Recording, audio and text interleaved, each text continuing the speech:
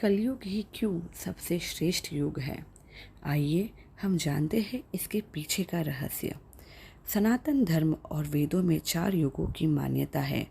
माना जाता है कि सतयुग में स्वयं देवता, किन्नर और गंधर्व पृथ्वी पर निवास करते थे। हमारे धर्म ग्रंथों में किन्नरों और गंधर्वों के बारे में विस्तार से बताया गया है। सतयुग के बाद आया त्रेता युग। इस युग में भगवान श्री राम ने जन्म लिया और वह स्वयं श्री हरि विष्णु का अवतार थे। फिर द्वापर युग की शुरुआत हुई और इस युग में भगवान विष्णु ने श्री कृष्ण के रूप में जन्म लिया। द्वापर युग में श्री कृष्ण ने जिस तरह की लीलाएं रची, उनके बारे में प्रबुद्ध लोगों का कहना है कि भगवान इन लीलाओं के जरिए मानव मात्र को कलयुग में जीवन यापन का पाठ पढ़ा रहे थे। कलयुग का कालखंड सबसे छोटा माना गया है और माना जाता है कि कलयुग में भगवान विष्णु का 10वां अवतार होगा, जिसका नाम होगा कल्कि। वर्तमान समय में कलयुग ही चल रहा है। विष्णु पुराण कलयुग के वर्णन करते हुए कहा गया है कि कलयुग पाप इतना अधिक होगा कि सृष्टि का संतुलन बिगड़ जाएगा। कन्याएं 12 साल में ही गर्भवती होने लगेंगी। मनुष्यों की आयु औसत 20 वर्ष हो जाएगी। लोग जीवन भर की कमाई एक घर बनाने में लगा देंगे।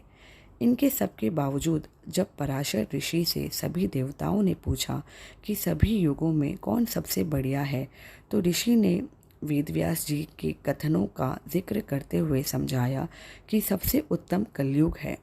आइए जाने व्यास जी ने विष्णु पुराण में क्यों कहा है कलयुग को धन्य और सबसे उत्तम।